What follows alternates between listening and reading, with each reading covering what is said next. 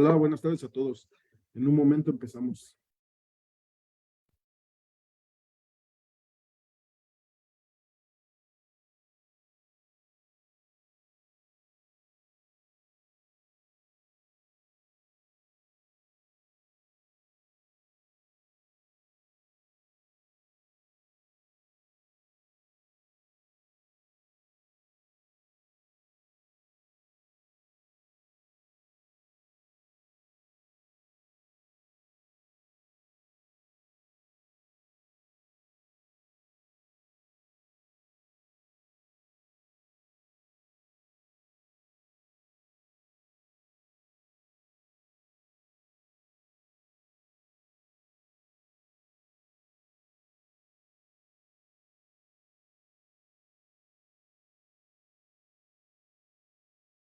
Mira, tenemos.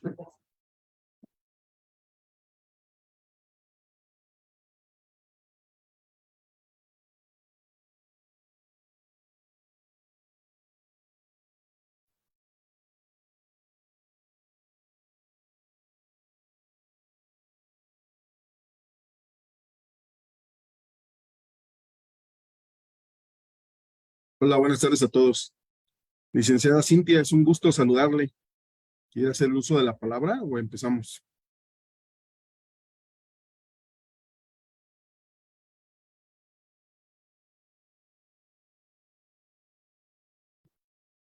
¿Sí me escucha, licenciada Cintia?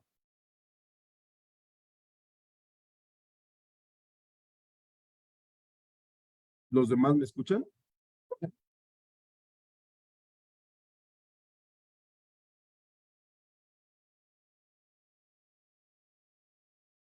Ok, vamos a empezar. Pues muy buenas tardes a todos.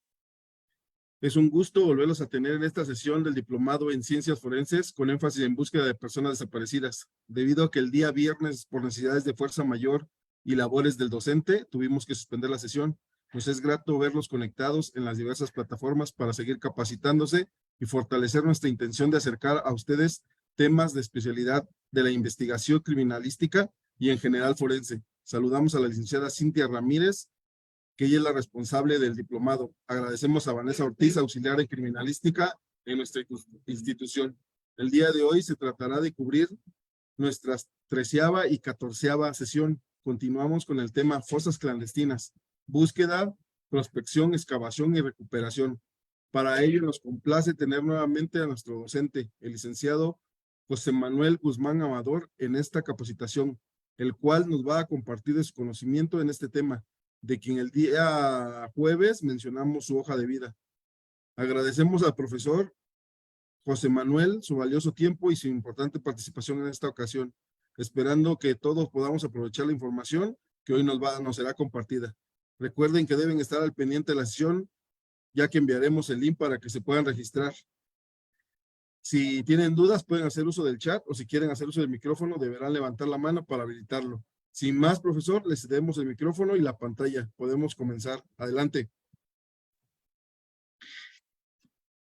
Gracias, don maestro Javier. Buenas tardes a todos.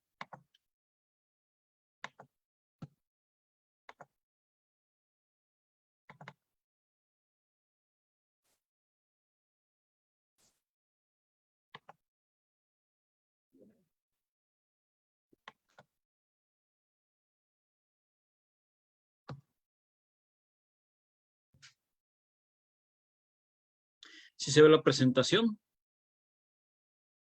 Sí, ya la logramos ver. Ok. Entonces damos inicio.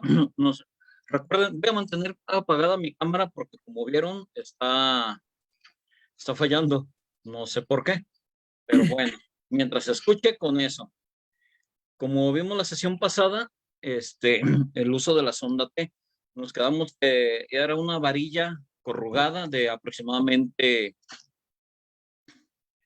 media pulgada de grueso por unos 50, unos 60 de largo. En su terminación superior iba a tener un mango de tubular soldado sobre el soporte, haciendo la forma de la T. Y eso nos iba a servir para estar haciendo los sondeos sobre el suelo que estemos prospectando para ver si hay reblandecimiento en el piso, si detectamos algunas capas duras, o igual hacerle pozos de monitoreo para el binomio canino.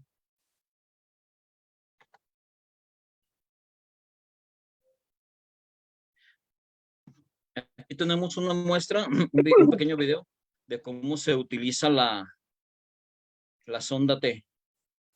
Se los vuelvo a poner. Este es personal del agrupamiento K9 de la Policía del Estado. Es el personal que nos hacemos llegar para que nos apoyen en la búsqueda con los binomios caninos. Ellos son los que tienen la instrucción y la preparación con los caninos para la búsqueda de cadáveres.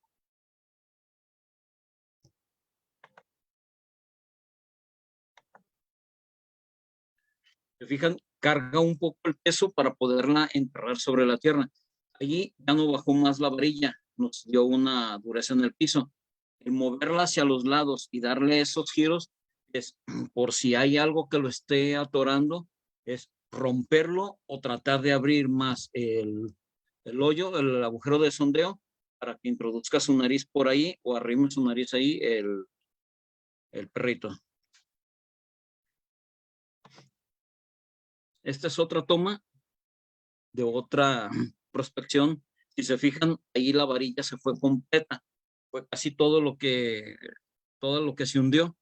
Y ahí con la palita, con la pala cajuelera, nos estamos haciendo apoyo para hacer un rastrilleo y ver si es porque el piso en verdad está hueco, hay remoción de tierra o está relleno con escombro. En lo particular, esta finca que se trabajó, había mucho escombro en el patio, había mucho relleno de escombro, lo que nos dificultó la operación en esa fosa. Aquí tenemos otro punto donde podemos ver la participación de los binomios caninos. Prácticamente en casi todos los escenarios o en casi todos los lugares que tengamos, vamos a poder hacer uso del binomio canino, a excepción de cuerpos de agua, porque ahí el perro pierde el olfato y pierde el rastro totalmente. En esta foto les comenté que tuvimos la primera fosa que se trabajó con la Fiscalía de Desaparecidos, fue una finca. Ese es uno de los cuartos. Es un piso de concreto totalmente, que se tuvo que estar con pico y con barras haciendo el agujero para hacer diferentes pozos de sondeo para que el canino nos pudiera apoyar en la búsqueda, porque si está el firme completo, el perro no va a percibir olores. Aquí son otros puntos dentro de la misma finca. Si se fijan, conforme vayan avanzando las fotografías, van a ver que todo el entorno, o más bien la fosa en sí, todas son atípicas. Si se fijan, por la parte de la cabeza del perrito, tenemos relleno de escombro. Toda la parte de arriba, todo es relleno de escombro. Todo eso nos va dificultando a nosotros la excavación y la prospección de la fosa, porque como sentimos blandito, sentimos tierra, empezamos a trabajar con fuerza con la pala para estar sacando la tierra, y es donde el escombro topamos y nos simbra todo, y es donde vamos lesionando al personal por estar confiados en que es pura tierra. Este es otro entorno. Este es el patio de una casa. Ahí está también trabajando el binomio canino. Si se fijan, aquí la tierra está más removida. A diferencia de aquí que es sólido, acá que es un terreno en las faldas de un cerro, y este que es otra casa, y este que es el patio de estos mismos cuartos. Entonces, para nosotros es de gran ayuda a trabajar y complementarnos con el binomio canino, porque a diferencia del humano, el canino tiene 400 veces más sensible el olfato al de nosotros. Los perritos, los perros son entrenados desde cachorros para la búsqueda de materia orgánica en descomposición. Lejos del mito que se tiene, al igual que se entrena a los caninos con esencias para droga, en búsqueda de personas fallecidas o en búsqueda de restos humanos, se entrenan con materia orgánica en descomposición. Hay materia, dependiendo del grado de descomposición del cuerpo, hay materia que ya no nos sirven para sacar ni siquiera ADN, o hay mucho que está impregnado en la tierra. Cuando se va descomponiendo el cuerpo, que empieza a desprender los líquidos, se van fijando en la tierra. Todo eso nosotros no lo podemos extraer, sacar para pruebas de ADN o para perfiles genéticos o buscar algún tipo de rastro, porque ya es materia en descomposición, ya no tenemos nada que nos sirva a nosotros, pero al personal de la unidad canina sí les funciona, porque toda esa tierra contaminada es la que se utiliza para ir entrenando a los binomios, para ir entrenando a los caninos. Excavación arqueológica. Aquí vamos a empezar a ver lo que son los tipos de excavaciones. El protocolo nos marca que se debe hacer una excavación de tipo arqueológica. No todos los terrenos ni todas las circunstancias nos van a permitir hacer una excavación de este tipo. Ahorita, conforme vayamos avanzando, vamos a ir viendo, voy a ir mostrando diferentes fotografías de puntos donde se han trabajado para que se den una idea de las condiciones en las que se puede llegar a trabajar, y tenemos que hacer nosotros la adaptación de este protocolo para poder hacer la recuperación, la búsqueda y recuperación de esos restos. Excavación arqueológica es el proceso por el cual se modifican los contextos originales del suelo para extraer los restos encontrados en el lugar. Al momento de iniciar la excavación, se debe tener cuidado de no dañar los restos y documentando todos los hallazgos. Actividades a considerar para realizar la excavación. Localización y registro de fosas con posibles restos humanos. Uso de binomios caninos para el rastreo. Búsqueda de alteraciones o irregularidades en el área. Verificar cambios en la densidad del suelo. Delimitar el borde de la fosa y retirar los desechos que se encuentren en esta. Si se fijan, es constante la repetición de los términos.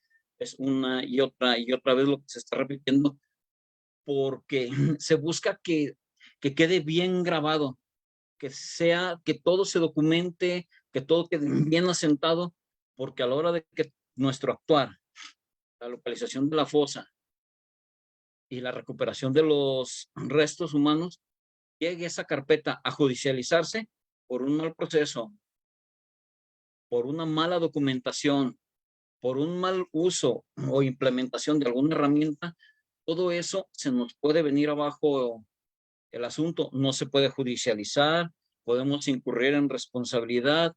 Si hubiera detenidos, la familia estuviera presente en caso de que se haya localizado su familiar y la persona detenida salga libre por un mal manejo del lugar por nuestra parte, nosotros pues, nos veremos involucrados desde una sanción laboral, una suspensión laboral, la reparación del daño y hasta nosotros enfrentar un proceso penal por esta situación. ¿Qué vamos a hacer? Localización y registro de las fosas con posibles restos. Lo que es la función del criminalista, documentación y fijación. El uso de binomios caninos para el rastreo, que fue lo que vimos en fotografías pasadas. La intervención canina para la búsqueda, una vez ya prospectado o una vez ya varillado el terreno para que el canino nos pueda apoyar, dándonos positivos los puntos que previamente hayamos marcado o hacer la intervención directa con los caninos. La búsqueda de alteraciones o irregulares en el área. Aquí puede ser un rastreo, un rastrilleo en barrido lineal o buscar las alteraciones en subsuelo, como lo vimos en la clase anterior, utilizando lo que es el GPR, el georradar de penetración, ya sea el portátil o sea el otro, el grande, el de carrito. verificar cambios en la densidad del suelo, delimitar el borde de la fosa. Una vez que ya se hizo toda la prospección y se empezó ya a checar lo que son los hundimientos en el piso o las alteraciones, vamos a ver qué tanto abarca a lo largo y a lo ancho esas irregularidades, esas alteraciones, y es lo que nos va a ayudar para delimitar los bordes de la posible fosa que localicemos. Vamos a tratar con mucho cuidado de retirar todo lo que haya sobre estos bordes o sobre esta localización de irregularidad. Basura, plantas, tratar de quitar lo más posible sin alterar el contexto de cómo se localizó. Establecer las referencias geográficas. Si no tenemos un punto fijo, por ejemplo, una casa, que tenemos los cruces y un numeral de la finca, nos vamos a ayudar con un GPS para en campo abierto fijar nosotros esas georreferencias, esas geolocalización para establecer bien el punto, para en caso de que no se termine de elaborar o se termine del abordaje de la fosa, tener el registro y volver a hacer el abordaje al día siguiente. Registrar la profundidad de los indicios de acuerdo con el nivel del suelo. Ahorita más adelante vamos a checar eso, cómo se hace. Aquí nos referimos a, una vez que se hizo el abordaje, se encontró el primer indicio o el primer resto humano, el primer resto óseo, se va a hacer de ahí se va a documentar fotográficamente, se va a hacer un croquis y se va a fijar ya bien el abordaje, lo que es largo, ancho y profundo del ras del suelo hacia el primer indicio que localizamos, y eso se va a documentar. Se va a empezar a hacer la extracción del hallazgo. Si debajo de este se localiza más bolsas, otro cuerpo, cualquier un indicio, se va a documentar. Se va a hacer la perfilación, se va a empezar a hacer el manejo y se va a hacer la extracción, volviendo a tomar otra vez la profundidad únicamente, porque el largo y el ancho ya lo tenemos. Nada más vamos a estar, conforme vayamos avanzando en profundidad y en localicemos indicios, se va a estar manejando profundidad de indicio 1, profundidad de indicio 2, así hasta llegar a la totalidad. Una vez que localicemos el fondo de la fosa o el límite inferior de la fosa, ahí vamos a marcar profundidad total y vamos a documentar nuestro final de la fosa. Ya posteriormente se va a hacer todo lo que se extrajo, se va a poner en una sábana desechable, una sábana de indicios, se va a documentar, se va a fijar, se va a embalar, se va a hacer el levantamiento, se va a hacer el traslado de todo lo localizado al anfiteatro o a los diferentes laboratorios para su análisis. Aquí en la imagen tenemos una muestra de lo que es una excavación arqueológica y antropológica. Los protocolos nos marcan que así se debe hacer la excavación. Y si se fijan aquí donde está el pie derecho de la persona que trae la faja, hay como unos escaloncitos. Protocolos que en la actualidad existen nos marcan que se debe ir haciendo un escalonamiento por estrato de la tierra. Por cada capa que localicemos, que vienen siendo estos de aquí que se ven las divisiones, por cada estrato tenemos que ir haciendo un escalón. Igual, no todas las veces nos va a permitir, porque entonces tendríamos que ampliar más nuestro punto de abordaje y lo que haríamos es empezar desde por fuera de nuestros límites, empezar a hacer una zanja, una franja o lo que denominamos nosotros una trinchera para empezar a hacer el abordaje arqueológico desde ahí hacia adentro, y ahí sí vamos a ir pudiendo hacer esa estratificación.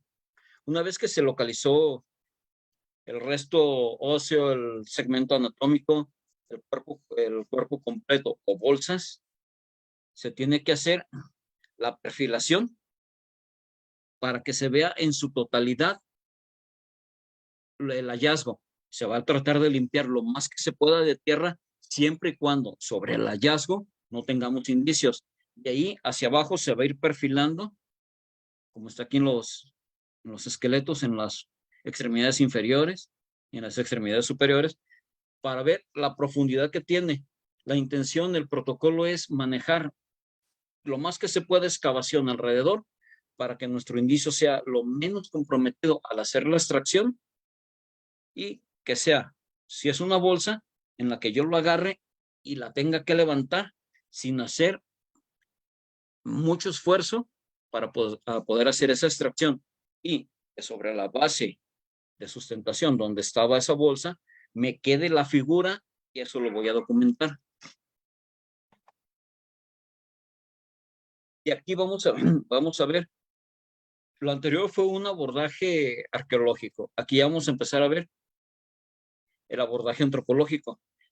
No sé si recuerden que les había comentado que se iba a hacer por franjas, por cuadrantes, en diferentes formas de búsqueda de técnicas de observación.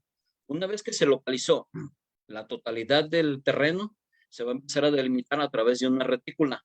La retícula la podemos hacer haciendo el marcado con cal en el mismo piso, o a través de estacas de madera o metálicas y con hilaza, estar haciendo el tendido de líneas horizontales y verticales para formar nuestra cuadrícula.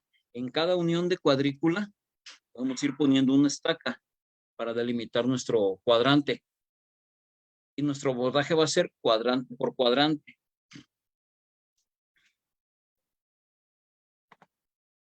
Esta retícula la realizaremos colocando estacas con hilaza y se dibujará el cuadriculado o rayado con cal. Las dimensiones de la retícula dependerán de la extensión total del lugar a excavar.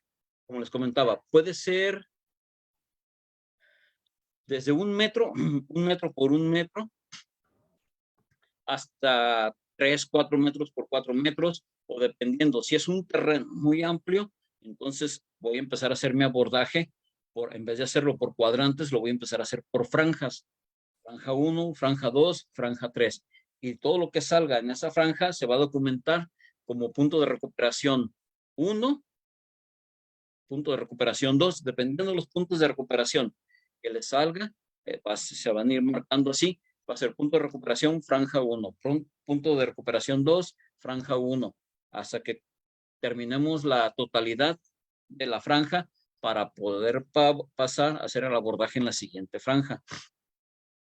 Estamos viendo cómo es un reticulado con cal. Si se fijan, tienen tendida la cinta métrica de fibra de vidrio, y sobre de esa están haciendo el rayado con cal. Aquí tenemos ya la retícula completa, terminada. A cada cuadrante se le va a asignar un número, dependiendo a lo largo y a lo ancho. Eso lo va a determinar el criminalista o el antropólogo. Él va a decir si se empieza de frente, hacia la derecha o hacia la izquierda, según como lo esté observando el antropólogo. Y ya se marcó los posibles puntos positivos, los posibles puntos de localización de restos humanos. Se van a ir marcando con unos banderines. El cuerpo del banderín es metálico. La bandera puede ser amarilla, verde, roja, dependiendo del color que tengan ustedes. Eso no tiene mucha relevancia. Ya si tienen varios puntos positivos o varios cuadrantes que hicieron, más bien varias retículas, entonces para distinguir de una a otra zona, sí vamos a tomar. Zona 1 la vamos a marcar con banderines amarillos. La zona 2 la vamos a marcar con banderines rojos, y vamos a ir dándole esa variación, pero igual, documentando todo en nuestra bitácora de trabajo. Al hacer el abordaje, vamos a llevar los registros que maneja el criminalista, más aparte una bitácora donde se van a estar anotando todos los hallazgos, tanto de restos humanos como de posibles indicios que se puedan encontrar, como son pertenencias, algún objeto que se ha localizado ahí, un arma, un cuchillo, carteras, prendas, Todo eso se va a ir documentando en nuestra bitácora y en las hojas de trabajo de campo del mismo criminalista o del mismo antropólogo, dependiendo quién es el que lleve la coordinación y las pautas de trabajo en la fosa. Y tenemos una fosa trabajada únicamente con hilaza. Se trabajó una zona, se delimitó con hilaza y con estacas. Y ya de ahí se empezó a hacer el abordaje y la prospección. Estas fotografías son de un campamento forense que se impartió en Mazamitla. Aquí se les estuvo enseñando ya en campo con patitas de cerdo, cabezas de cerdo, cómo se realiza el abordaje. Se manejó diferentes contextos. Si se fijan, hay un lago. Se estuvo manejando sobre la parte lodosa, cómo se descompondría esa cabeza o cómo haríamos el abordaje de esos restos que teníamos ahí para hacer la prospección, el abordaje, la recuperación.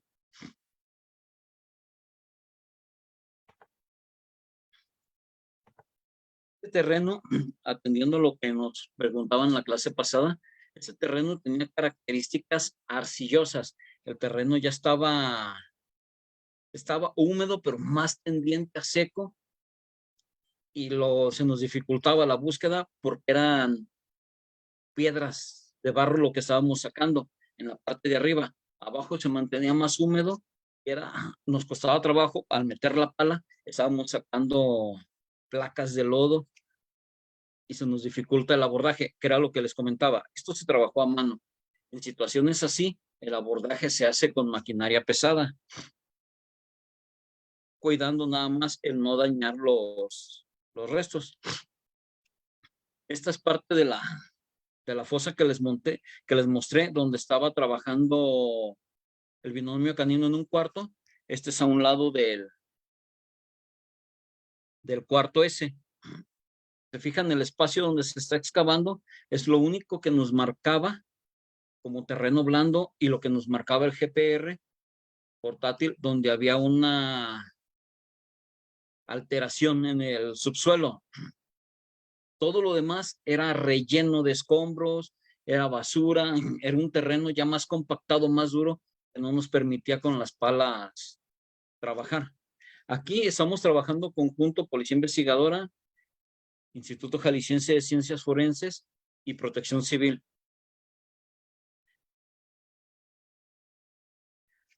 Está ya excavado en su totalidad el primer punto de la franja. ¿Se fijan lo ancho, lo angosto que tiene el punto? A nosotros se nos dificulta porque ya no pudimos ampliarlo más, porque teníamos riesgo de que los escombros que pudieran ver ahí se nos colapsaran. Estaba muy duro el piso, ya no podíamos hacerlo un poquito más ancho para el trabajo. Fíjense, aquí todo esto se ve más claro, es la tierra blanda o la tierra removida.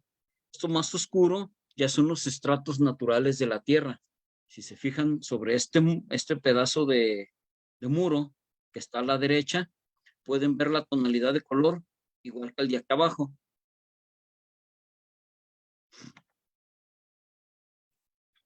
Y se está prospectando otro punto contiguo a ese.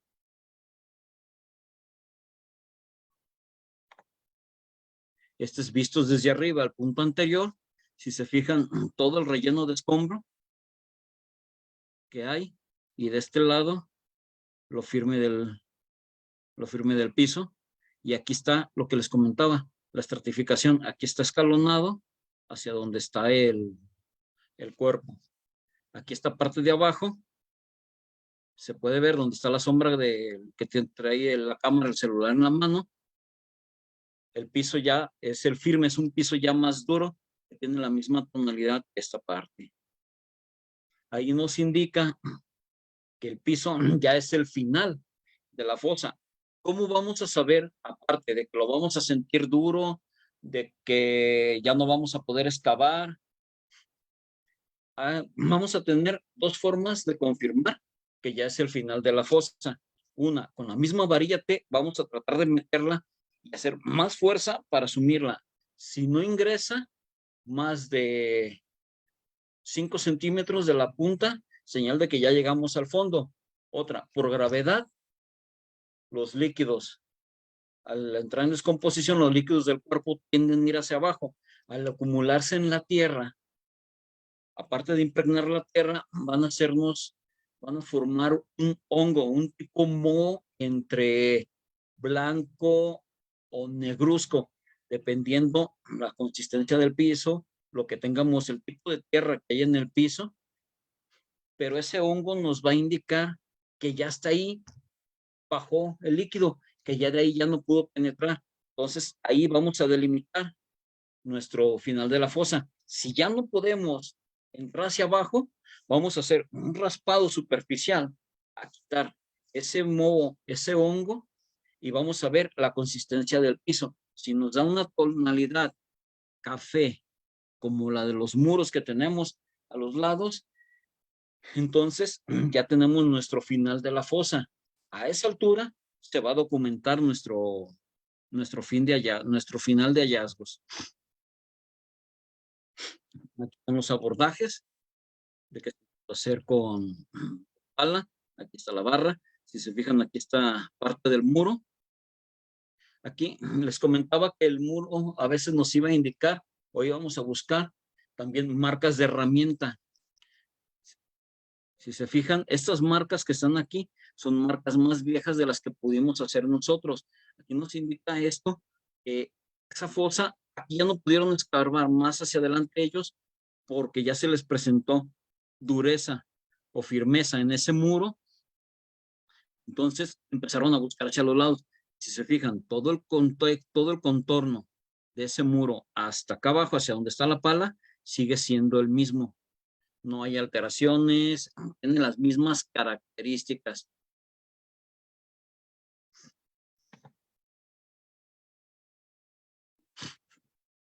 El abordaje de otro punto.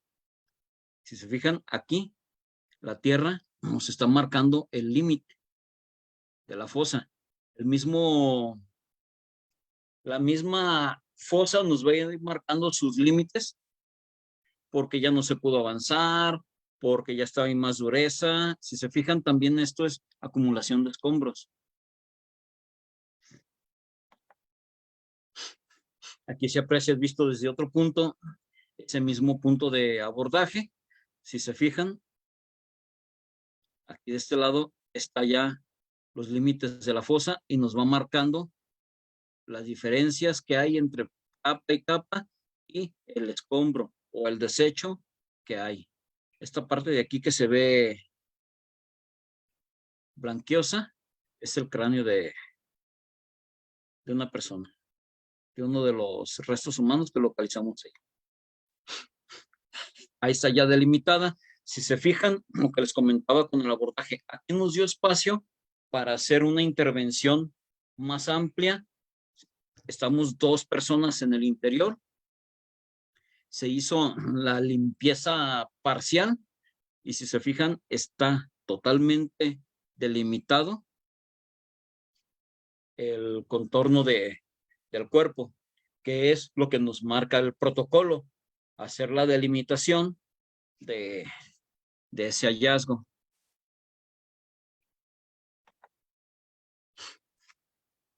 Este es otro tipo de fosa, también localizada en un patio de una casa. En el video donde se ve el elemento policíaco del binomio canino introduciendo la varilla, es este patio. Este es el abordaje en esa casa. Si se fijan, aquí nos marca los bordos, igual otra vez, aquí nos están marcando la estratificación. Si se fijan, está bien claro la delimitación de las capas de la tierra, cómo se fue yendo más para allá. También nosotros mismos, como es una barda que colinda casa con casa, y esta es otra barda que colinda hacia la calle, no podemos hacer un abordaje más amplio porque tenemos riesgo de colapso, de que las bardas que están a nuestros lados se nos vengan encima y en vez de tratar de hacer el rescate lo más seguro posible de un resto humano, vamos a tener que hacer un rescate de 1 o 2 lesionados, dependiendo de las personas que estén interviniendo en estos puntos. Eso también es lo que tenemos que observar. Antes que nada, primero, al hacer un abordaje en un punto, la excavación, es la seguridad de las personas que van a intervenir. Si el lugar no es seguro, si el lugar no es seguro, entonces no lo intervenimos hasta que tengamos nosotros total seguridad o total certeza de que podemos entrar sin problemas y sin que nos causemos un daño por tratar de hacer una recuperación exitosa. El abordaje del punto, si se fijan, es un lugar estrecho, es un lugar compacto, poco ancho, pero sí largo. Ahí fueron localizadas bolsas con restos humanos y su servidor el que está haciendo el abordaje. Esto es otro tipo de fosa que trabajamos, fue en el interior de una casa, en un aljibe. Si se fijan, al fondo de donde está su servidor equipándose, hay una manguera. Ahí empezamos a trabajar con extractores, con ventilación positiva y ventilación negativa, por la acumulación de gases que había en el lugar. Estamos trabajando en conjunto con Protección Civil del Estado por la situación de que teníamos riesgo de colapso. Estamos equipándonos con arnés y línea de vida. Lejos de lo que muchas veces se cree, la línea de vida no es para que a la hora de que haya un colapso poder jalar a la persona, porque muchas veces es más rápido el colapso que nuestra capacidad de reacción.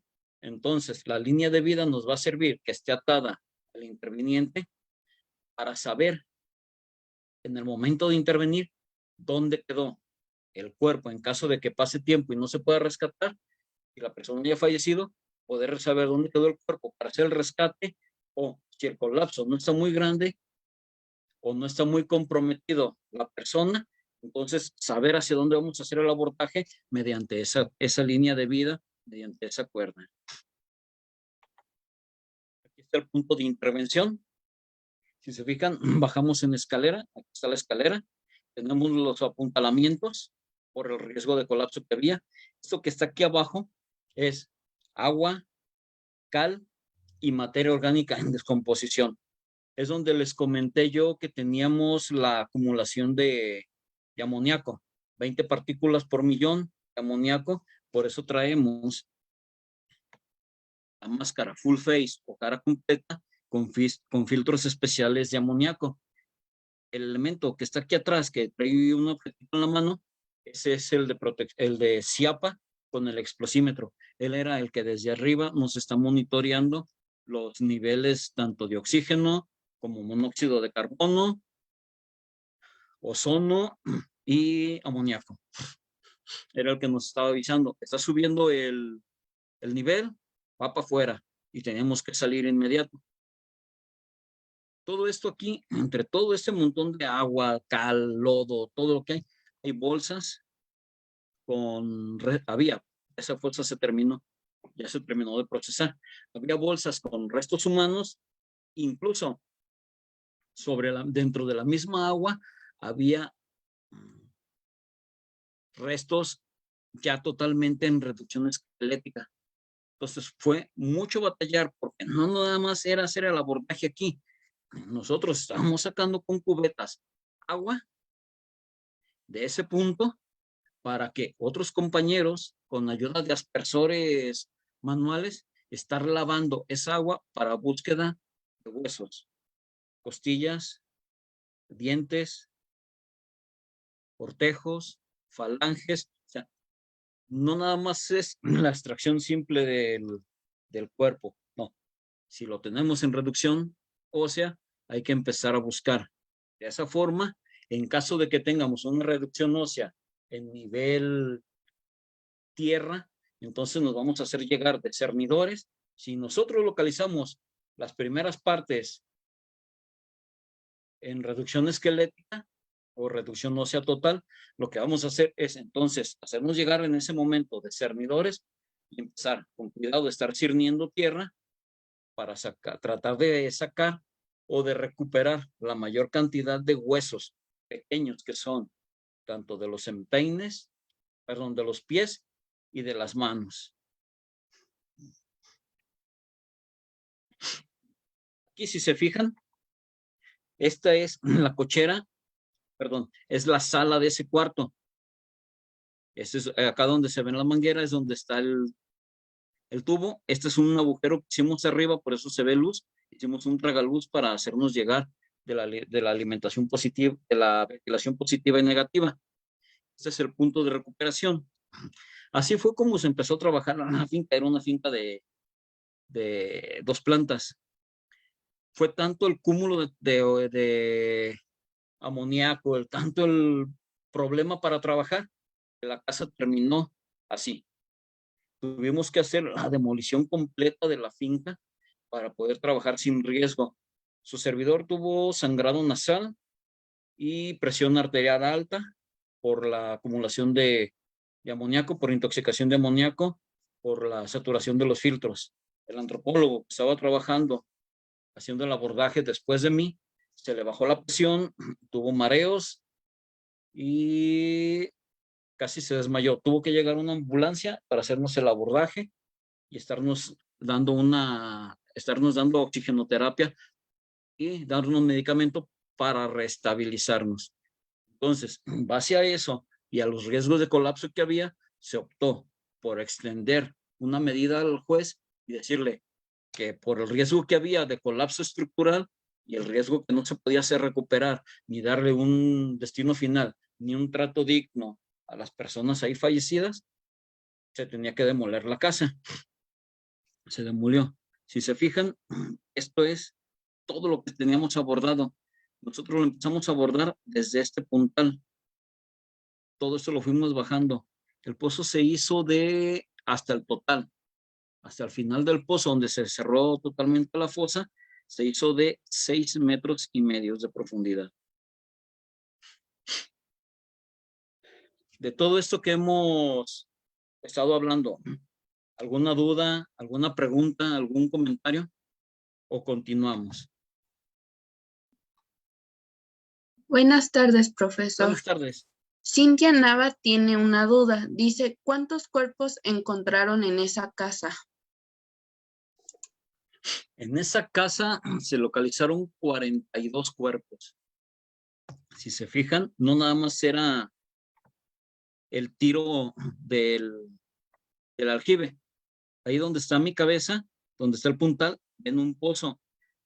Pusimos el tablón para poder ahí acomodar los puntales, porque todo esto era deslavado y hacia adentro había más cuerpos ya incrustados sobre la pared.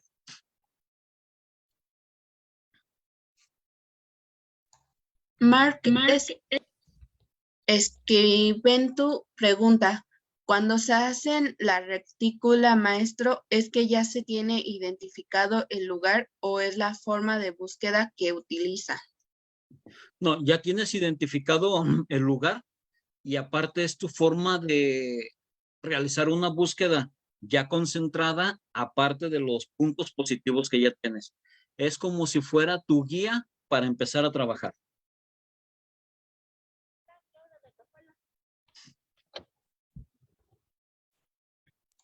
Gracias. Sí, buenas tardes, profesor. Buenas tardes. ¿Sabrá qué concentración de amoníaco había en el momento en el que ustedes estuvieron laborando? Cuando nosotros empezamos, antes de hacer el abordaje, se midió y teníamos 0% de concentración de amoníaco. Cuando hacemos el censo y empezamos a extraer las primeras bolsas y los primeros restos, empezamos a hacer movimiento del agua. Es cuando empieza a subir la concentración. Como les comenté la vez pasada, los explosímetros los teníamos calibrados de 15 a 20 partículas por millón, que son en las que se puede decir trabajar en unas condiciones favorables dentro de los rangos ya peligrosos. Ok, muchas gracias. Para servirte.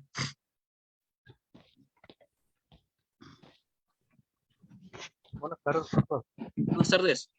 Usted ahorita en el inicio de la presentación comentó que la excavación sería de forma arqueológica o antropológica. ¿Cómo lo definiría uno, por ejemplo, para empezar a trabajar? Dependiendo los puntos que tengas.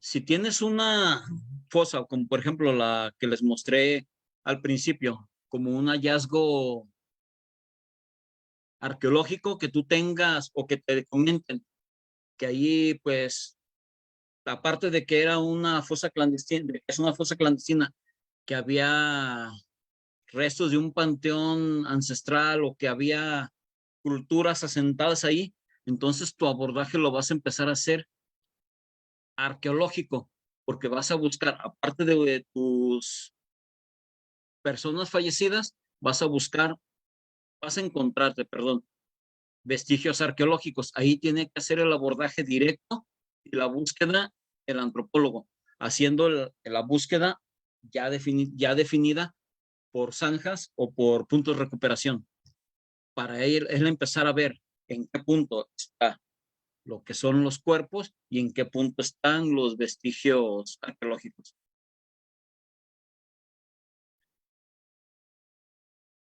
No sé si me expliqué.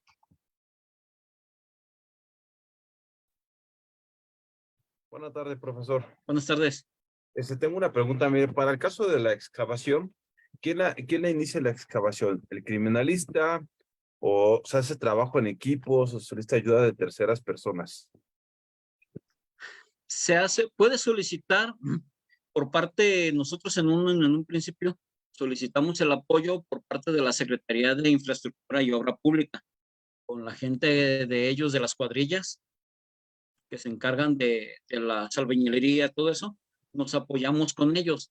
Pero el problema es de que como no tienen la capacitación para en caso de una localización, estar haciéndolo más tranquilo, nos encontramos que pues en el montón de tierra que ellos estaban paleando, a veces se nos iban huesos o se nos iban, que al dar el palazo cortaban las manos. Se optó por nosotros en conjunto, Policía Investigadora, Criminalística y Antropología, entre los tres, trabajar en conjunto para nosotros estar haciendo las excavaciones manuales en los terrenos que nos permitiera. Y donde no, ya hacíamos el uso de la retroexcavadora, ya como les había comentado. Él empieza a hacer rascados leves de 10, 15 centímetros para empezar a ver que no haya nada y poder hacer abordaje un poco más profundo. Y en el caso de lugares pequeños, ¿se puede hacer uso de maquinaria ligera, lo que son estas famosas Bobcat? Sí, ¿Sí? si la finca te permite el ingreso del Bobcat, sí. Si no, es totalmente manual, como en la foto que les mostré, donde está el espacio así cortito, pues era una puerta de ingreso de una casa.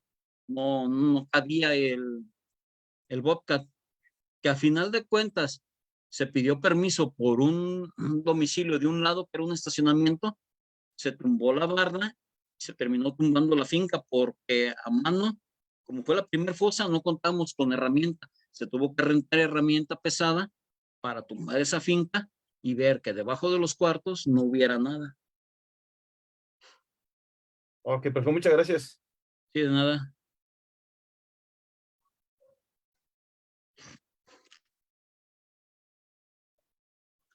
¿Alguna otra pregunta? Continuamos. Buenas noches, maestro. Buenas noches. Una consulta, maestro. ¿Qué tipo de técnicas utilizan ustedes a la hora de realizar estos tipos de búsqueda, maestro, al realizar el procesamiento? Y lo otro, se me viene otra pregunta, ya que están hablando de maquinaria. ¿Será que si utilizamos maquinaria no podemos hacer alteraciones a la hora de realizar el procesamiento, digo, por el tipo de maquinaria? En cuestión de la maquinaria, por eso primero se hace la prospección y el abordaje visual y por parte del personal. Si vemos que no hay forma de que se llegue a alterar el lugar donde está el hallazgo o que no puedas ya dañar el cuerpo, entonces es cuando empezamos a hacer la búsqueda. Por lo regular es raro que nos encontremos un cuerpo, un resto humano enterrado en los primeros 50 centímetros a 1 metro, casi por lo regular, dependiendo los terrenos, los entierran de 1 metro hacia abajo. Es muy raro localizar. Si están muy superficialmente a 1 metro, medio metro, lo que hacen es ponerles una plancha de concreto. En las búsquedas, la técnica que usamos va a depender del terreno que estés abordando. Si es un terreno muy amplio, pues ya vas a hacer tu búsqueda lineal, tu búsqueda por franjas. Si es un terreno muy corto, por ejemplo, el patio de una casa, haces tu búsqueda en un abordaje de un solo cuadrante o de punto a punto, dependiendo de dónde, bajo la prospección que hiciste, ya que metiste al camino y metiste el georradar, donde te hallado el punto. En ese punto empiezas a hacer tu trabajo y ya de ahí te empiezas a expandir hacia los lados según te permita la firmeza de la tierra.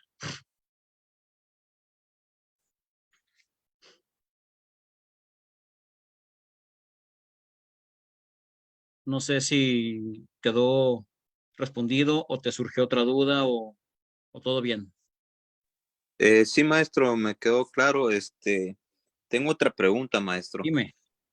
Cuando ustedes comienzan a realizar este tipo de búsqueda, en sí, qué es lo que identifican ustedes, digamos, cuando se es tierra, es zona que digamos, es zona de tierra, va a ser muy diferente el tipo de búsqueda a lo que es concreto, ¿verdad? Sí. Entonces, de tierra, maestro, ¿qué es lo que identifican ustedes para ver si existe una posibilidad de que hayan restos óseos o un cuerpo de una persona? Por lo general, cuando son terrenos de tierra, no sé si has hecho alguna excavación y siempre por lo regular te sobra tierra, queda como abultada o, o en su defecto, si ya pasó tiempo, ya se erosionó, ya llovió, esa tierra se empieza por la misma acción del agua, se empieza a compactar. Lo que empezamos a ver es esos hundimientos o abultamientos o puntos donde tú veas que no debe haber escombro, que no debe haber basura o donde no crece el follaje, la maleza, donde no crece pareja.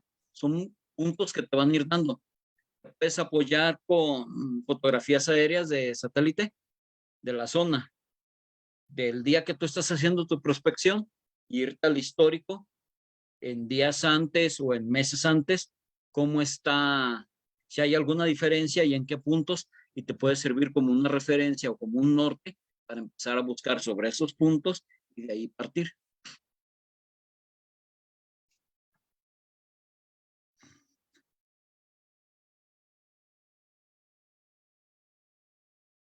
Maestro, pregunta Carlos Moctezuma, ¿usan las máscaras con tanques de oxígeno para casos de este tipo o solamente con filtros? En ese caso de la foto que les mostré, no se usó el equipo autónomo por cuestión de que como no sabíamos qué tanta concentración o más bien qué tipo de líquidos había, la contaminación que se le fuera a hacer al equipo, no se usó, únicamente se usaron las máscaras con los filtros especiales. Pero cuando tenemos acumulación de gases y no hay líquido, sí usamos los equipos autónomos. Pero aquí la desventaja es de que si es gente que no sabe usar el equipo autónomo, lejos de durarle los 30 minutos, 40 minutos que dura un equipo autónomo, su duración va a ser de la mitad.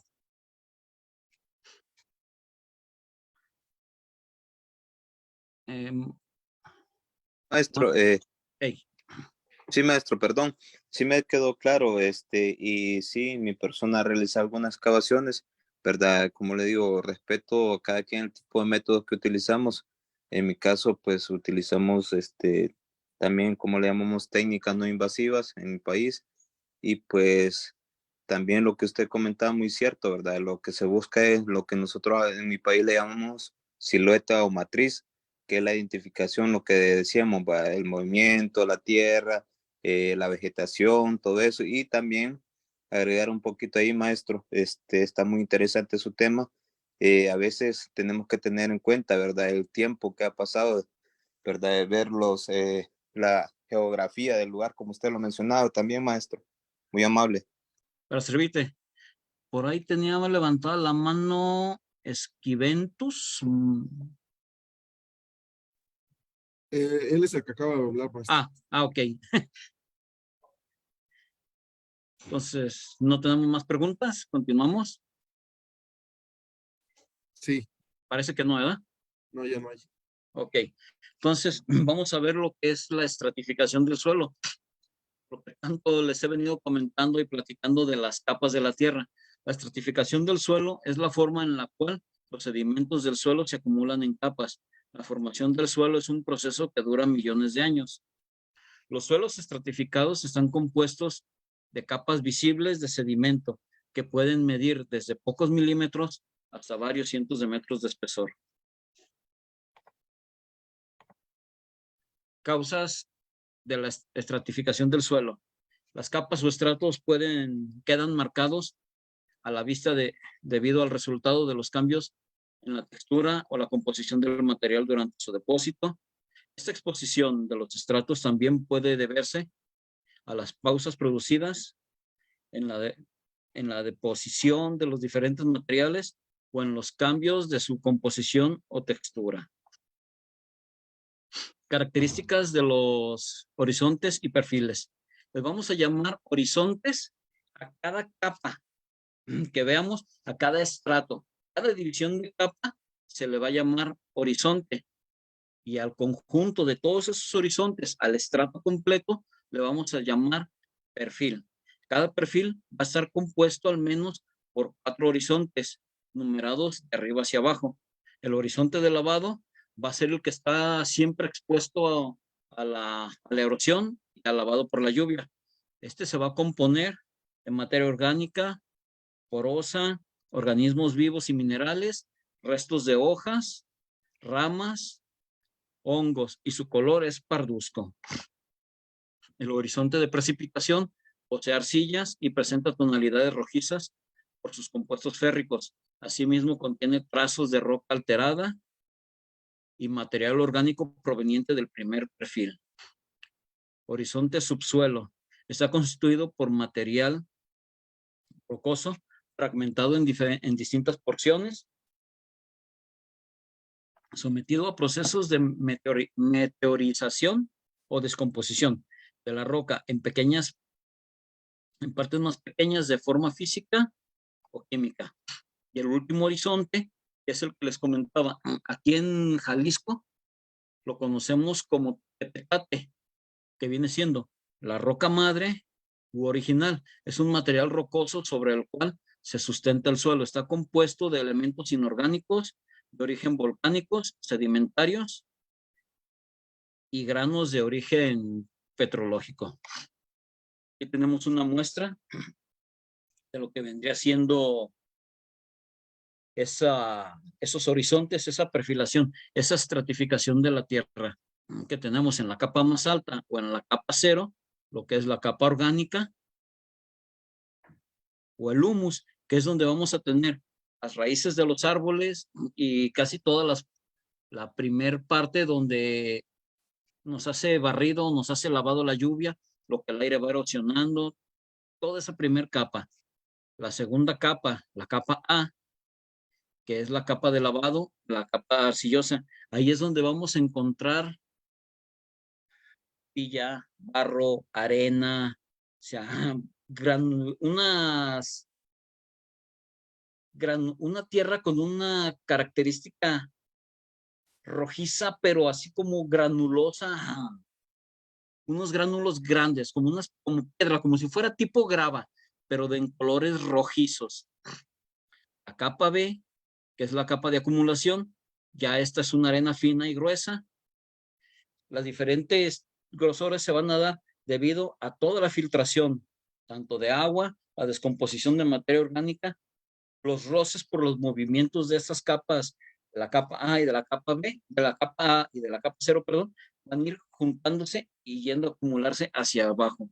Luego viene la capa no consolidada, que es la grava o materia madre, que es la capa que habíamos comentado acá,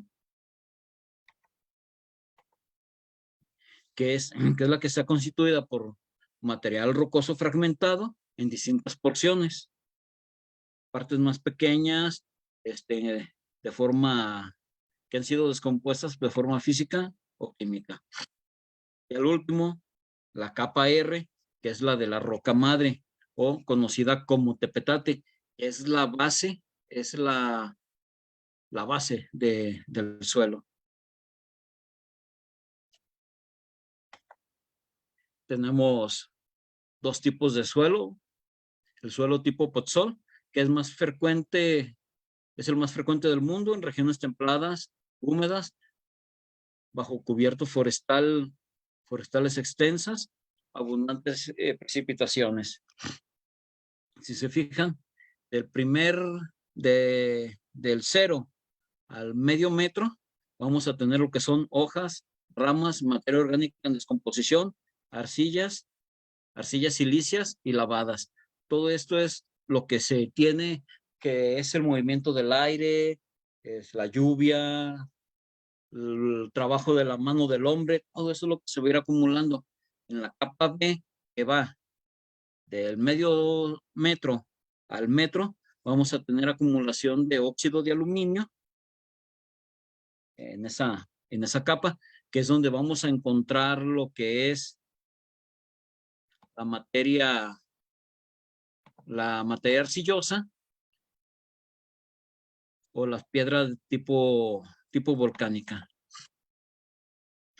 Y ya en la capa C, que es la roca alterada, que es de 1 metro a 1,5 metros, es donde vamos a encontrar todo lo que son arcillas, gravas, arena gruesa, arena delgada, hasta después del 1,5 metros o 2 metros, dependiendo del suelo, vamos a encontrar lo que es la roca viva o lo que es la roca madre.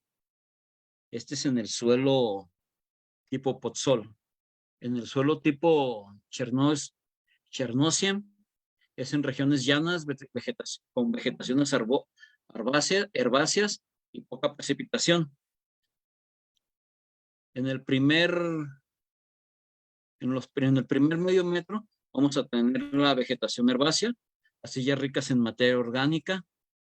Después, en el siguiente del medio metro en delante, vamos a tener acumulación de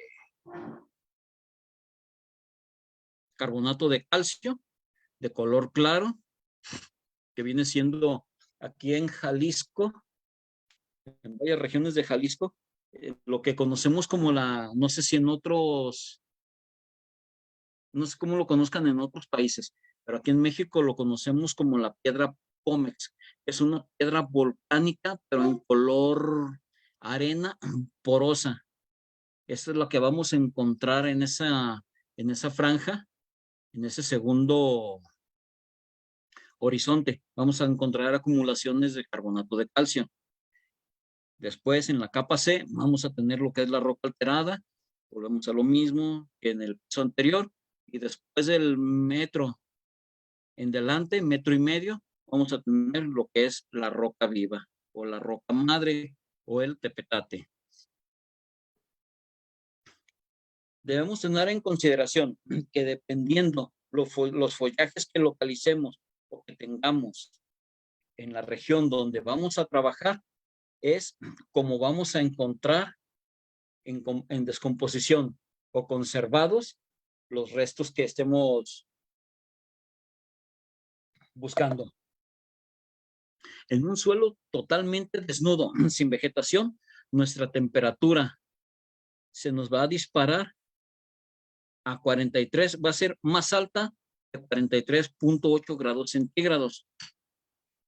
En un terreno donde tenemos una maleza irregular no muy alta, nuestra temperatura va a ser alrededor o por encima de los 24 grados y medio, sin llegar a los 43.8 grados, y donde tenemos follajes extensos, zonas arboladas, donde hay más sombra, donde está más fresco, nuestra temperatura no va a pasar de los 19.5 grados centígrados. Esta tabla o tener conocimiento de esas temperaturas nos va a ir ayudando para saber en qué estado o en qué tanta conservación vamos a localizar esos restos humanos, esos vestigios que andamos buscando. En una región donde de a tiro no tenemos árboles, como es una ciudad totalmente urbanizada, industrializada, como muchas, vamos a tener que a la sombra nuestra temperatura mínima va a ser de 36 grados centígrados. Sobre el asfalto a pleno rayo de sol, la temperatura nos va a andar oscilando entre los 50 grados centígrados, y al sol, pero ya sobre un arroyo vehicular, sobre una banqueta donde no tenemos una temperatura directa, no digo una temperatura directa, un sol directo, nos va a oscilar nuestra temperatura en los 43 grados.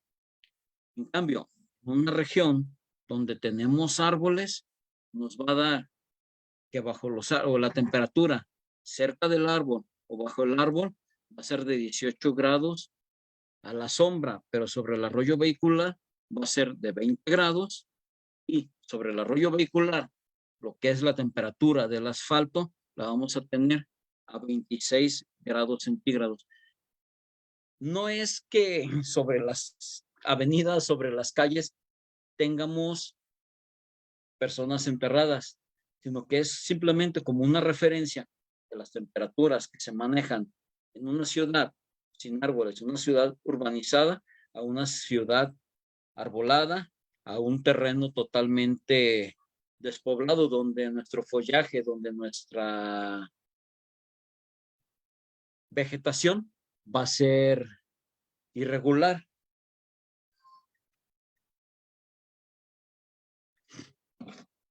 Eso es lo que nos va a ir marcando, o vamos a tener en conocimiento, que nos va a dar nuestras diferentes temperaturas.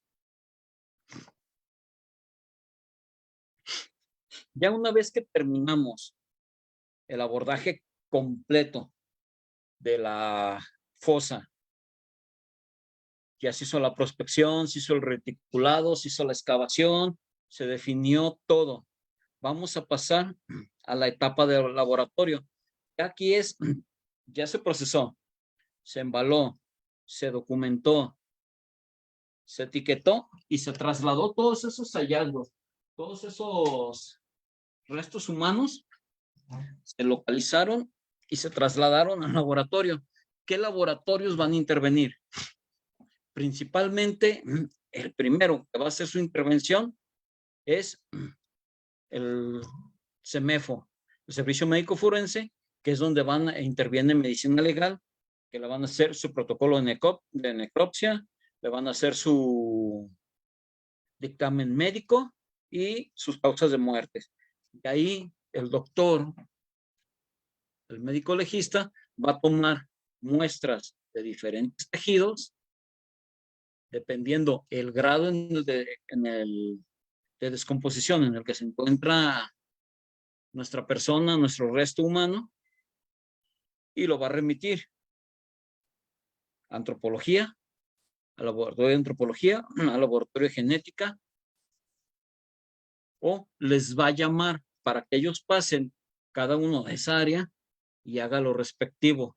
Tomen su muestra para antropología. Antropología, ¿qué es lo que va a hacer? Va a hacer mediciones de huesos largos para darnos una estimación de edad, de estatura, raza y características que ellos puedan observar. Genética, con las muestras que recabó el médico legista, él se las va a remitir. Genética, de ahí va a sacar perfil genético, va a sacar muestras para toxicología. Odontología va a personarse en el servicio, en el CEMEFO, ahí en el anfiteatro, se va a presentar y va a hacer sus muestras o va a hacer sus tomas fotográficas para hacer el monitoreo o plasmar dentro de su ficha odontológica si tenía prótesis, si le faltaba algún diente, si tenía tratamientos odontológicos, si presentaba alguna prótesis, ir haciendo sus diferentes dictámenes. Dactiloscopía o lofoscopía, si tenemos algo de tejido todavía que sea funcional para esa muestra de huellas. Todos los intervinientes en la etapa del laboratorio lo vamos a encontrar normado dentro del protocolo para el tratamiento e identificación forense. Después de que se hizo todos estos dictámenes, viene el proceso de identificación. Una vez que se realizan todos los dictámenes y se muestrearon diferentes tejidos, se confrontarán los resultados con las bases de datos genéticos estatales y nacionales, así como se cargará la información en los sistemas y micrositios para su identificación. Jalisco tiene una base de datos genética de todas las personas desaparecidas. La FGR, anteriormente PGR, cuenta también con una base de datos. Se comparten información, aparte de que todo lo que son las características individualizantes, eso lo vamos a ir viendo un poquito más adelante, como son tatuajes, cicatrices, lunares, alguna seña particular, se va a fotografiar y se va a subir a un micrositio o a un macrositio que se cuentan aquí en Jalisco, que es por parte del Instituto Jalisciense de Ciencias Forenses. En su portal del instituto se llama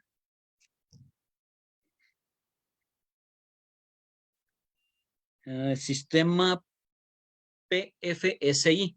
Ahorita les explico qué significa. Y me parece que en la Fiscalía de Desaparecidos es el CISOBIT. En el CISOBIT también se van a cargar, no las fotografías, pero sí las características. PFSI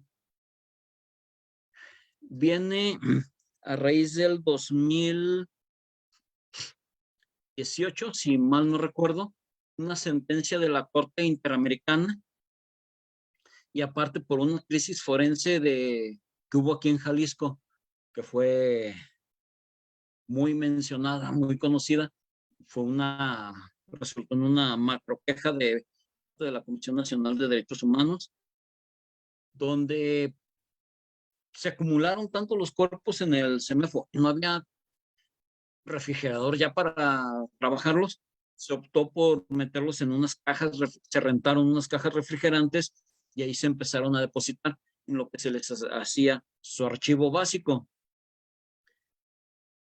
Por consecuencias que no conozco, no sé en qué consistió, una de esas cajas sale del instituto con todos los cuerpos y aparece en un predio en Tlajomulco de Zúñiga.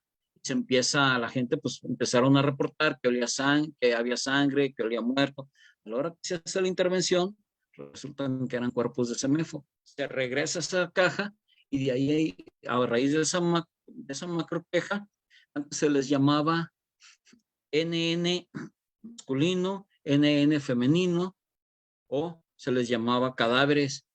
Por trato digno y por derechos de la persona fallecida, se les denomina a partir del 2018 como persona fallecida sin identificar. De ahí las siglas PFSI. Por otra sentencia también que hay de derechos humanos, se les quita el sexo hombre, sexo mujer. Ya se les pone género masculino, género femenino o en su defecto, en el caso de las personas de la comunidad LGBT, como ahí interviene otro protocolo para empezar para saber tenemos que tomar en cuenta cómo ellos se identifican, independientemente de cómo tengan su nombre. Si ellos tienen un nombre social y el nombre común, hay que saber cómo se identificaban ellos, cómo se hacían llamar para poder determinar. Como no tenemos a la mano familiares o que nos puedan decir, entonces se le va a poner PFCI, género a determinar, o en su defecto PFCI, género trans, hasta agotar el manejo del protocolo, localización de familiares, una vez que se hizo la identificación con los diferentes laboratorios, fotografías, todo, para poder, ahora sí, darle su trato digno y dirigirnos hacia la persona fallecida y hacia los familiares con el respeto que se merece, tanto el cuerpo como el familiar o la víctima del delito en el que le haya sido, que la afecte indirectamente. Aquí tenemos una muestra de lo que es un resultado de una prueba genética, de una prueba de una confronta directa de ADN. En la tabla de la izquierda tenemos todo lo que son los alelos por sexo. La tabla de en medio tenemos que es la muestra dada por una mujer. Y en la tabla de la extrema derecha tenemos los resultados del gen de la muestra de la persona fallecida sin identificar, el género hombre con sus genes o sus cromosomas XY. En la mujer tenemos YY. Entonces, esta muestra genética, esta confronta de ADN nos resultó en un 99.9% positiva. Si se fijan, todo lo que tengo coloreado con amarillo son todos los alelos que coinciden de la muestra, la persona que tenemos en resguardo en el instituto, con la persona que donó la muestra para la confronta directa. Para que esta confronta directa se dé, la persona tuvo que ir o haberse presentado en el área de búsqueda de personas del mismo instituto y haber identificado algún tatuaje, alguna cicatriz, o en su defecto, haber identificado el rostro de la persona fallecida. Aún identificándolo, si había una carpeta de persona desaparecida, entonces se va a hacer por ley una confronta directa de ADN, dándonos este resultado. El cuadro que tengo en rojo, el gen DYS391 es un gen propio y único en el hombre, en el cromosoma Y. Nada más los hombres lo tienen. Si esta muestra, en caso de que no hubiera estado la madre, la persona fallecida, se la tomamos al padre, posiblemente en alguno de los alelos no nos haya coincidido, pero en el gen 391 sí nos hubiera dado nos hubiera hecho un hit, nos hubiera dado un match. Entonces identificamos que coincide y se trata de un familiar directo de la persona fallecida.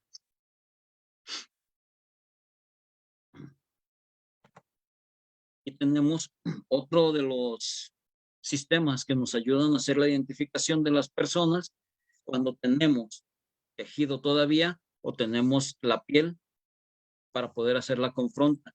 Esto es la pantalla para identificación y búsqueda del sistema AFIS. Tenemos a la izquierda la huella ya registrada dentro de la base de datos y vamos a compararla con la muestra recabada o con la huella recabada a la persona fallecida, que es la que tenemos a la derecha.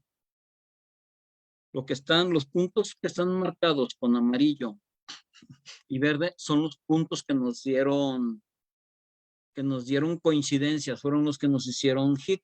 Entonces, una vez que nos da un positivo, nos emite a nosotros una constancia o una ficha, si lo tenemos, en caso de que haya estado haya tenido antecedentes penales.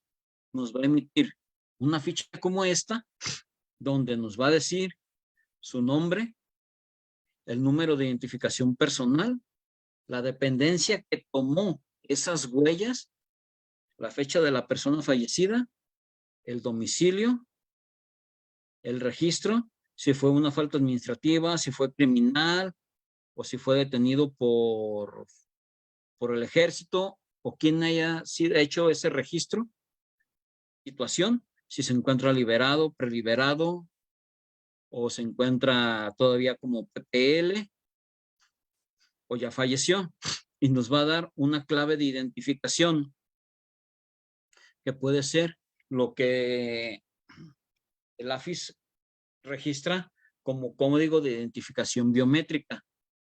Como clave de identificación 2 nos va a dar el delito o por qué estuvo detenido. Y en observaciones nos va a dar si fue reingreso, cuántas veces reingresó, todo eso.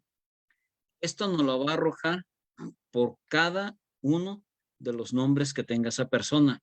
Nos ha tocado el caso de que tenemos la huella, nos hace hit y nos da match esa huella con 15, 20 registros, todas las veces que ha caído la persona y se cambió el nombre, dio un alias o fue un homónimo. Y todos esos registros que aparezcan, todos esos nombres que aparezcan con esa huella, nos va a registrar, nos va a arrojar datos. Todos esos datos que nos arrojen, a nosotros nos van a servir para, a los domicilios que nos dé, estar yendo a hacer el abordaje, hacer la investigación e ir descartando nombres en caso de ser una homonimia o en caso de ser que la persona se haya puesto un alias, ir a dar con los familiares. Esta es la ficha que realiza personal de odontología forense. Una vez que bajaron, fotografiaron, tomaron impresiones bucales, empiezan a poner cuántas piezas, si son prótesis, si son removibles, si son piezas faltantes, si tiene desgaste en las arcadas dentales superiores, en las arcadas dentales inferiores. Todo eso ellos lo van a sentar y nos van a poner un soporte de las fotografías que tomaron de esas arcadas dentales.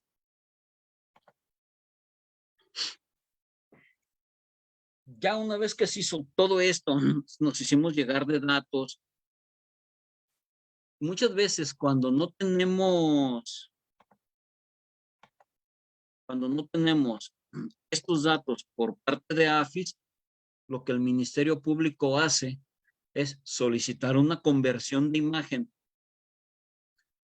Esa imagen o esa huella dactilar se captura en un formato para que entre al AFIS y pueda ser leído. Entonces, lo que solicita el Ministerio Público es que esa imagen se convierta a un formato diferente, que es el que maneja el Instituto Nacional Electoral.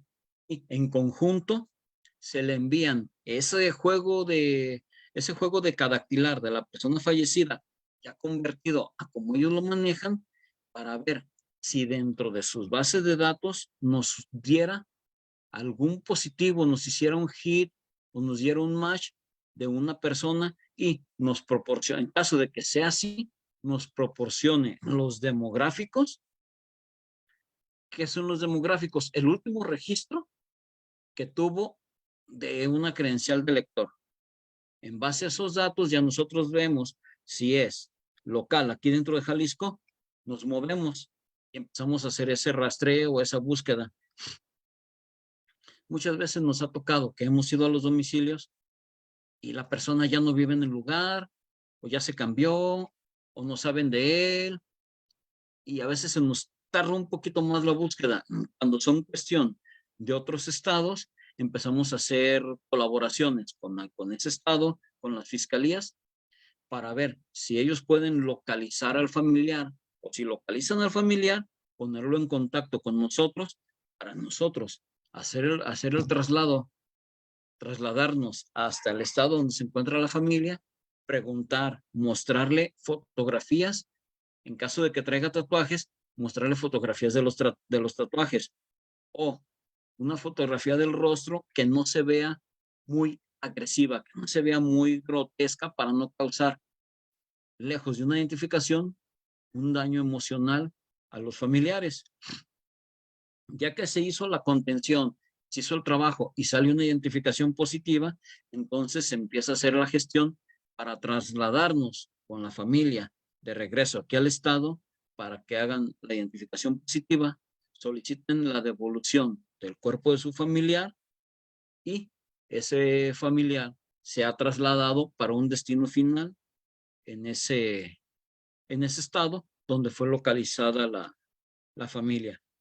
En caso de que no localicemos dato alguno de familiares, de que no podamos tener datos, entonces se va a solicitar ante el Ministerio Público y ante el juez, se hace una mesa de trabajo y se solicita una inhumación. ¿Qué es esto? La persona se va a depositar en una bolsa de cadáver, se va a depositar en el interior de un cajón de madera y esta va a ser inhumada dentro de una gaveta, propiedad del gobierno del estado, a resguardo de fiscalía, pero bajo la protección y seguridad del Instituto Jalisciense de Ciencias Forenses. Se va a levantar un acta documentada donde queden asentados los datos del panteón, la gaveta en la que se encuentra, para en caso de que aparezca un familiar, notificarse y hacer la exhumación del lugar y hacer la devolución de ese cuerpo. Pero aunque la persona se haya inhumado, no se cierra la investigación continúa.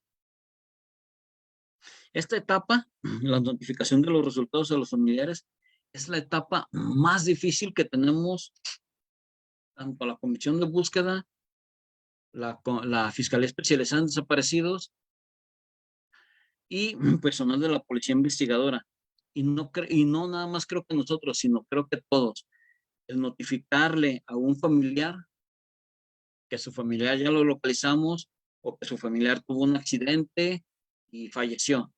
O sea, no hay palabras como para suavizarle la noticia y decirle, es que mire, porque si le echas una mentira y al cabo de, conforme vas avanzando, es que tuvo un accidente, está en la Cruz Verde y que mire que pasó esto, empezamos a sacar datos positivos para la identificación.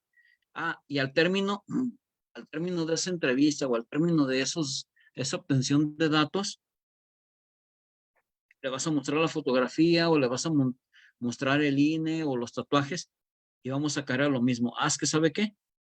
Su familiar falleció, pero ya lo mentimos antes. Le dijimos que estaba en la Cruz Verde y todo, cuando nosotros ya sabemos de antemano que la persona está fallecida. Hay que buscar la forma más empática, más,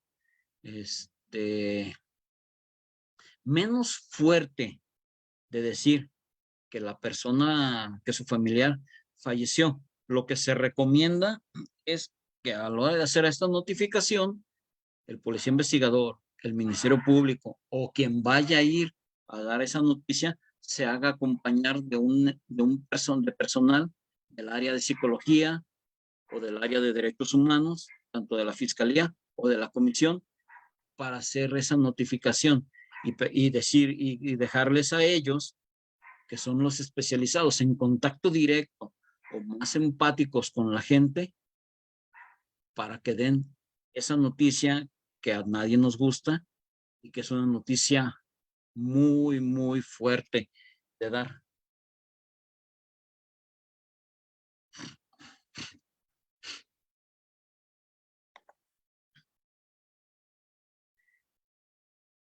Hasta aquí terminó la presentación que les tenía. No encontré los videos que les iba a mostrar. Con unos videos que tengo de unos procesamientos de unas fosas. Lo estoy buscando, pero se me dañó un disco duro. Ocupo recuperarlos. Una vez, déjenme recupero ese disco duro igual, se los hago en el transcurso del diplomado, se los hago llegar a la maestra Cintia o al maestro Javier para que se los hagan llegar a ustedes y que les sirva como que vayan haciendo su acervo bibliográfico y les sirva como documento de capacitación.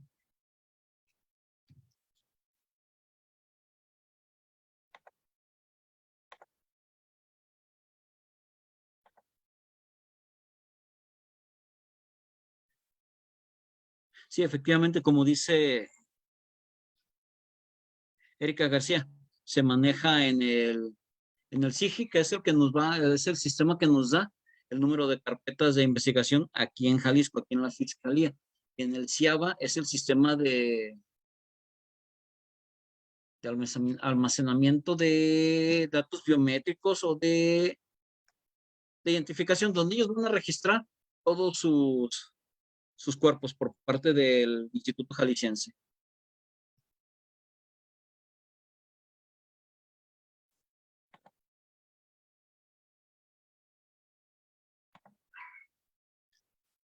¿Tenemos dudas, preguntas? Ay. Ahora sí.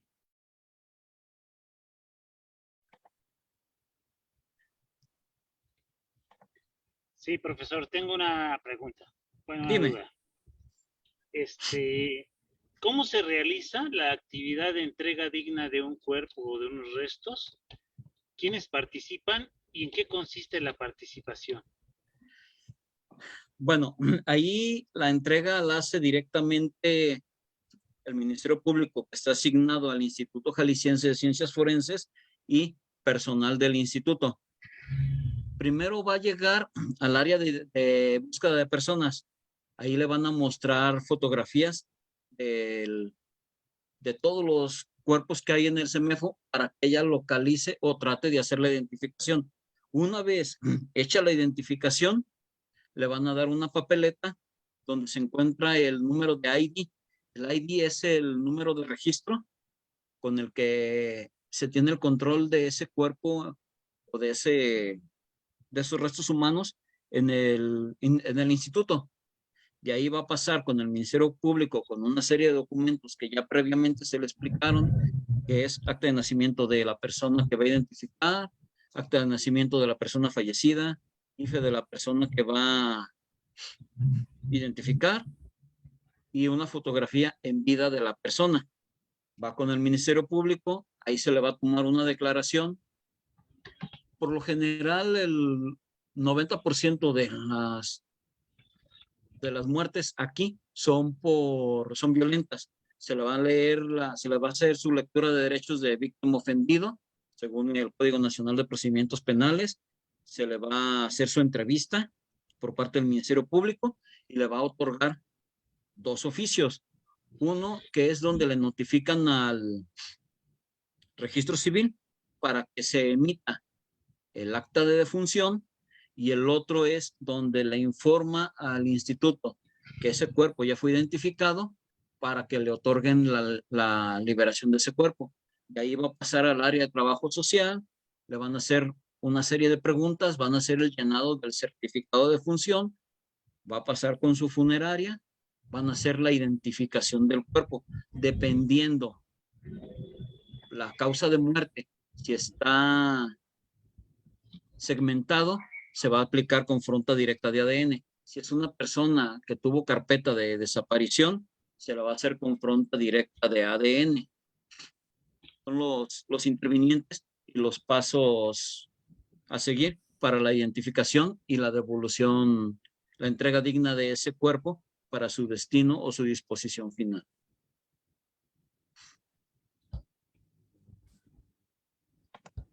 Ok, muchas gracias. Para servirte.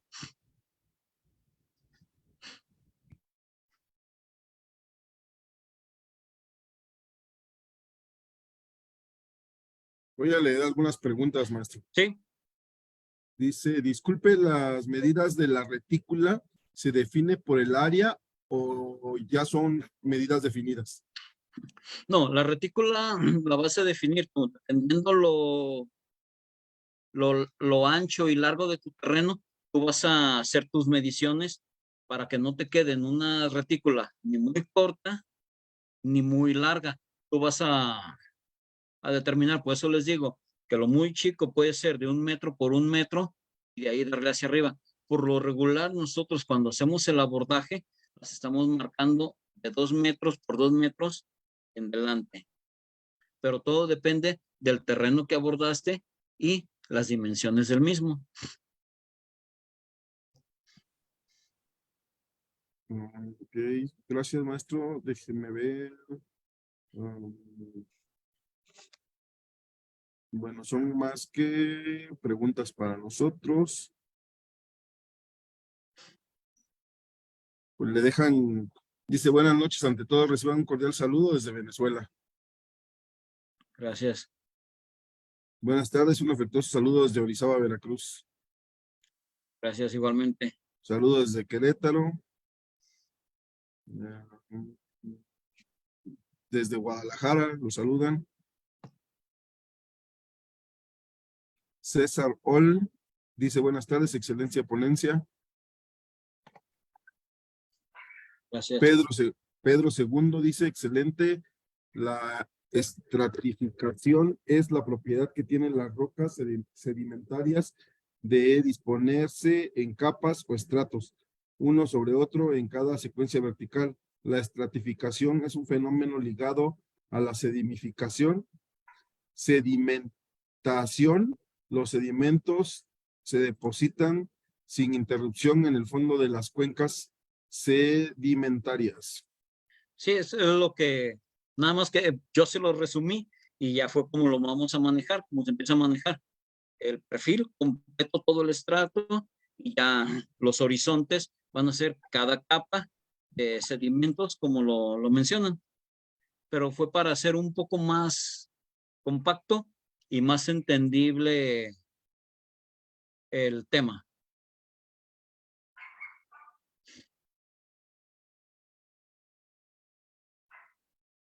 Dice, buenas noches, maestro. Saludos de Perote, Veracruz. Muy buena su ponencia. Muchas gracias por enseñarnos tanto. Gracias.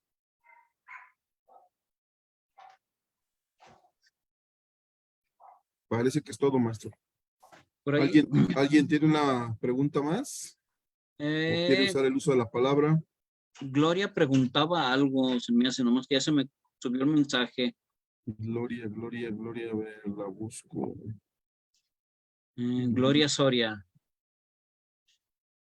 Pregunta que dónde puede conseguir más información para su tesis sobre la intervención de la criminalística. Sobre este tema, yo le mandé algo de bibliografía a la maestra Cintia para compartirles. No sé si se los va a compartir al término de la sesión o al término del diplomado. Igual sin problema, les dejo mi número telefónico en el chat.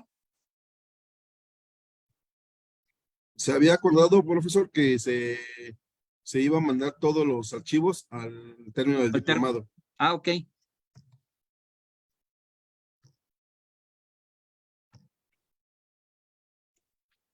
Es mi número telefónico.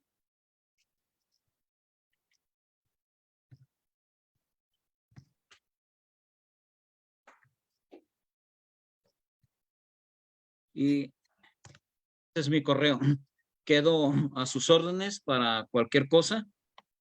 Con todo gusto les apoyamos. Creo lo mandé en privado, profesor, porque no lo logramos ¿No ver. salió? No. A ver. Sí, se fue al privado. Permíteme.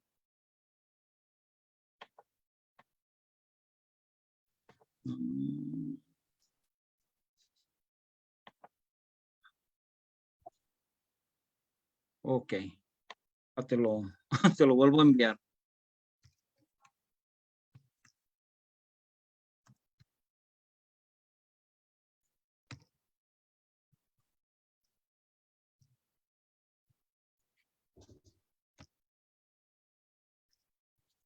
¿Sí salió ahí? ¿Sí, verdad?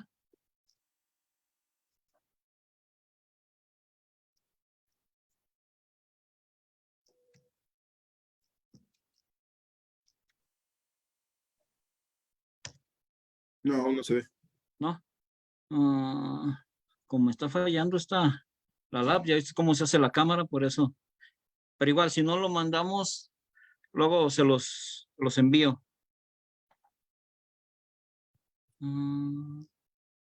Se nota que... Ya se lo mandó a la compañera Gloria. ya lo mandó Gloria, ok.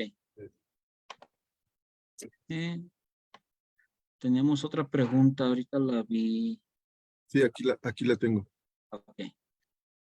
Dice, ¿podría explicar cómo usan los niveles arbitrarios en una excavación? No sé a qué se refiera con niveles arbitrarios. Es la primera vez que oigo esa palabra. Carlos. A ver si nos quiere escribir o lo buscamos. Carlos.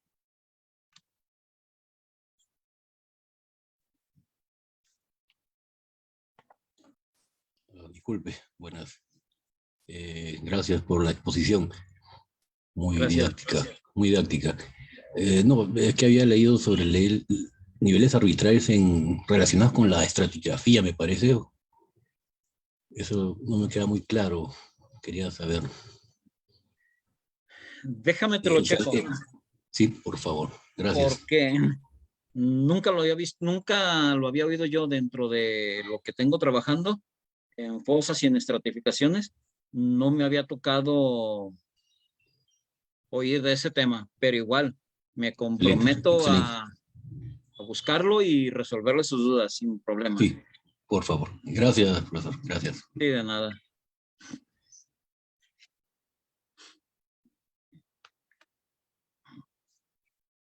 Sí, aquí lo que nos va a ayudar, lo más importante en cuestión a criminalística, es apoyarnos dentro de lo que es el protocolo para el tratamiento y la identificación forense. Ese protocolo nos va a dar todas las pautas y todos los pasos a seguir que debemos tener en el uso de identificación de un cuerpo. Lo que es los catálogos de servicio que manejan sus servicios periciales o su servicio médico forense. Ahora, dentro de lo que habíamos comentado, que eran los PF6 que les había dicho que por cuestiones de sentencia de derechos humanos, acá manejamos lo que son diferentes términos. Lo que es PFCI, cuando el hallazgo es de un cuerpo completo, o cuando el cuerpo es, cuando nada más, hablamos de personas segmentadas, está el tronco completo con la cabeza adherida. Ahí estamos hablando de una persona fallecida sin identificar. Si está totalmente segmentado, vamos a hablar de segmentos anatómicos y así se va a poner en el hallazgo. En caso de que no estén en una bolsa, si están así expuestos, se le va a poner segmento anatómico 1, segmento anatómico 2, o segmento anatómico A, o segmento anatómico B. Y está totalmente en reducción ósea, y está completo, va a ser PFCI, porque está completo, no está segmentado. En caso de que no, se le va a denominar, si está el puro cráneo, se le va a denominar cráneo, se le va a denominar lote óseo. Si es un solo hueso, va a ser un segmento óseo. Si dentro de esos segmentados localizamos los segmentos en un lado y la cabeza en otro, si no está metida en bolsa, se le va a denominar cabeza. Si todos los hallazgos que tenemos fueron localizados dentro de bolsas, la nomenclatura va a ser bolsa negra o bolsa 1, bolsa 2, dependiendo las cantidades de bolsas que encuentren ustedes en la fosa o en el punto de recuperación. son nomenclaturas que aquí se están usando. No sé si sea general en todos los estados, porque ningún protocolo nacional o ningún protocolo estandarizado lo maneja o lo he visto yo que lo maneje.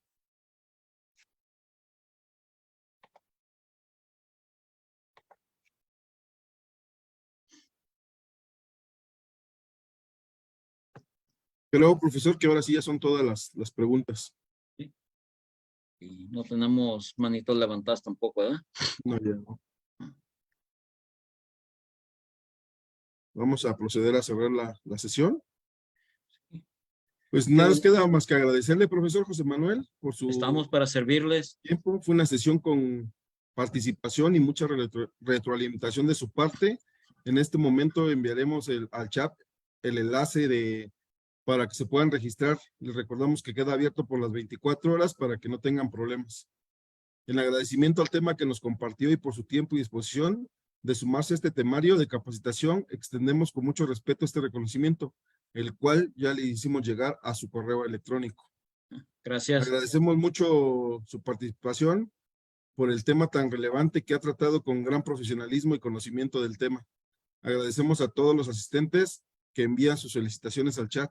A todos nuestros asistentes agradecemos su presencia y los esperamos el día de mañana, martes, con el tema Derechos Humanos relacionados a la búsqueda de personas desaparecidas, el cual será tocado en las 2 próximas sesiones y las cuales están plasmadas en el programa que todos tienen.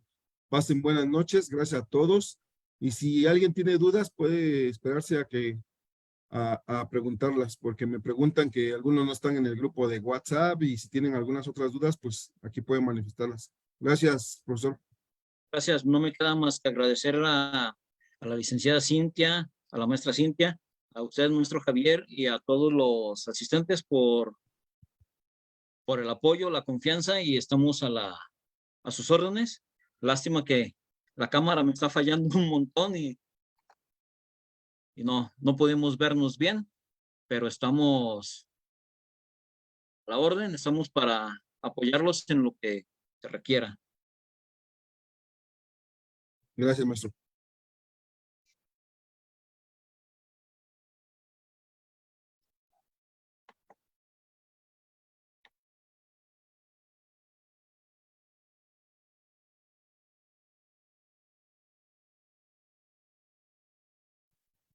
Si alguien tiene alguna duda, puede manifestarla. Por ahí varios mensajes me han llegado de que no tienen enlace del WhatsApp. Ahorita se los mando.